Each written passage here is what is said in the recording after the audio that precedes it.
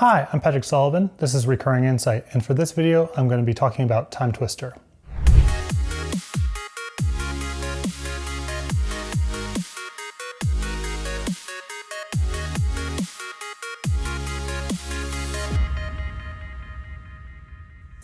As many of you probably know, I'm a big fan of Alpha. I think it's perhaps the most impressive feat in all of game design, and Timetwister might actually be the coolest design in the whole set.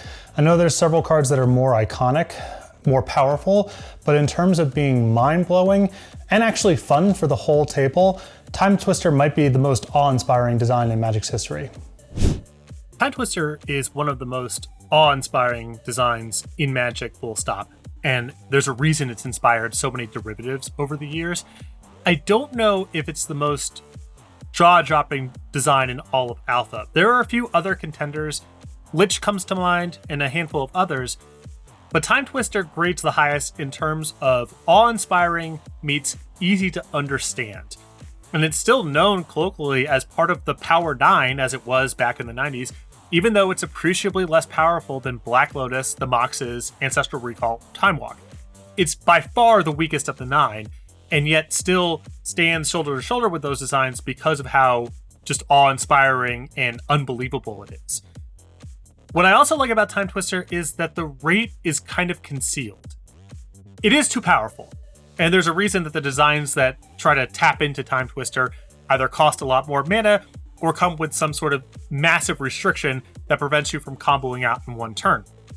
But what's concealed about it is that there's no guarantee that you're getting the better end of it because your opponent may be able to empty their hand faster, that your opponent typically gets to go first with the majority of their cards because you're committing 3 mana on your own turn, and because the design is in blue, unlike Wheel of Fortune in red, it doesn't play particularly well with counterspells.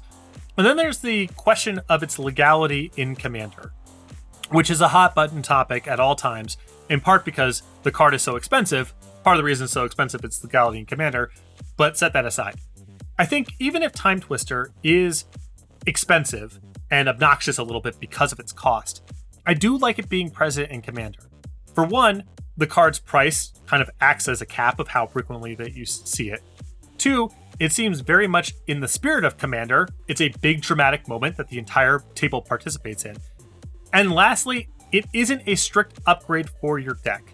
Compared to the other Power 9 cards, those cards are so powerful just on raw rate at such a low opportunity cost that were they legal in Commander, they would be ubiquitous features of the format, or at least as ubiquitous as people's finances would permit.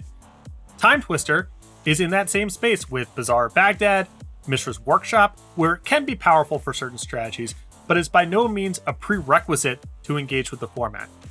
And so the fact that it is really a multiplayer design in a way that a lot of the other cards that are banned in large part due to secondary market considerations are not, that it's fun, dramatic, that the opportunity cost is absolutely present with your opponent or opponents getting to go first with their cards. I do like it being present in the format at a very low representation because of its rarity and its cost.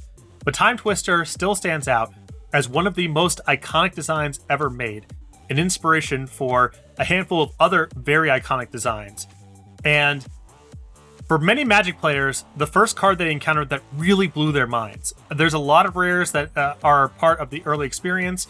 You know, Shivan Dragon, some of the other big creatures, even the dual lands once you appreciate power level a little bit, that are cool and inspiring, but Timetwister stands on its own as the splashiest, perhaps most iconic design of any of the colored cards in Magic's first set. So that was Timetwister.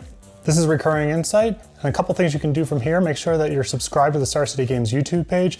Throw a like or a comment up there as well, and keep those card requests coming. There's been one person in the comments in particular I'd like to call out who has been very patiently and diligently asking for Abrupt Decay since the video series has started, and that one's now in the queue. So if you want to see your card talked about in the series, just keep posting on the comments.